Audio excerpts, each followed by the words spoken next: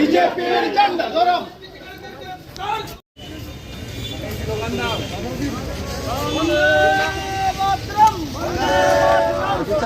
আপনার উত্তর জেলা ধর্মনগর সফরের মূল কারণ কি?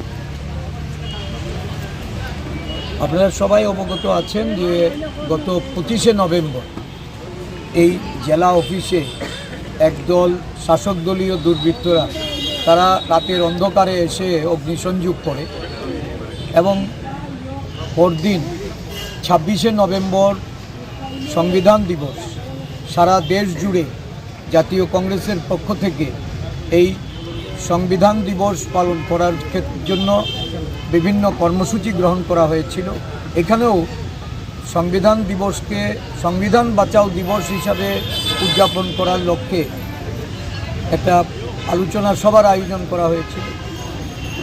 অগ্নি সংযোগের ঘটনাকে কেন্দ্র করে জেলার নেতৃবৃন্দরা সেদিন এক বিক্ষোভ মিছিল তারা নিয়ে সেখানে পথ অবরোধ করে তারা প্রতিবাদ জানায় এবং পরবর্তী সময়ে যখন সংবিধান বাঁচাও দিবসের কর্মসূচি শুরু হয় এই সময়ে আবারও শাসক দলের যারা দুর্বৃত্ত সমাজ বিরোধীরা এরা এসে আক্রমণ করে।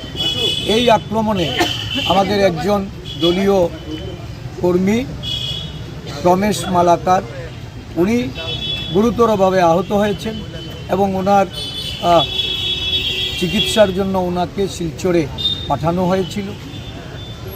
এই ঘটনার আমরা তীব্র নিন্দা জানিয়ে আরক্ষা প্রশাসনের তাদের যারা দুর্বৃত্তরা তাদের বিরুদ্ধে ব্যবস্থা গ্রহণ করার জন্য দাবি জানিয়েছিলাম।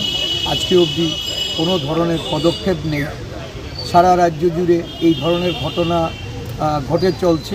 শুধু কংগ্রেস দলই নয়, এই ধর্মনগর জেলাতেও কমিউনিস্ট পার্টির 26 তারিখে যে কর্মসূচি ছিল সেই কর্মসূচিতেও তারা আক্রমণ করে এবং এখানকার প্রাক্তন বিধায়ক অমিতাভ দত্ত ওনাকেও আক্রমণ করে আহত করা হয়।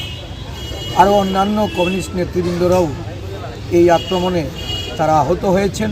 পরবর্তী সময়ে তাদেরকে বিভিন্ন জায়গায় নিয়ে গিয়ে চিকিৎসা করাতে হয়েছে। একটার পর একটা আক্রমণের ঘটনা ঘটে চলছে।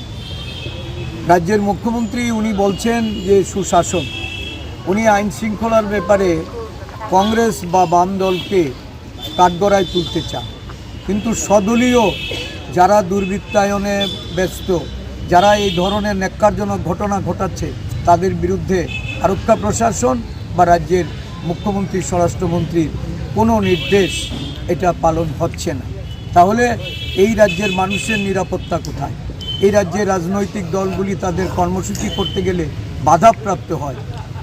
তার মানে হলো যে একদলীয় শাসন ব্যবস্থা কায়েম করতে চাইছে এই স্বৈরাচারী শাসকরা। এই স্বৈরাচারী শাসনের বিরুদ্ধে আমরা প্রতিবাদ জানাতে আজকে জেলা কংগ্রেসের পক্ষ থেকে এক বিক্ষোভ মিছিল সংগঠিত করা হবে। আমি আহ্বান রাখব ধর্মনগরবাসীর কাছে, শান্তি সম্প্রীতি প্রতিষ্ঠা করার জন্য এগিয়ে আসতে হবে। দুর্বৃত্তদের বিরুদ্ধে সেখানে প্রতিরোধ গড়ে তুলতে হবে এবং আরক্ষা প্রশাসনকেও সঠিক পদক্ষেপ গ্রহণ করতে হবে। অন্যথায় বৃহত্তর আন্দোলনের পথে আমরা কংগ্রেস দল এটা বসে থাকবে না, চুপ করে আমরাও হাঁটব।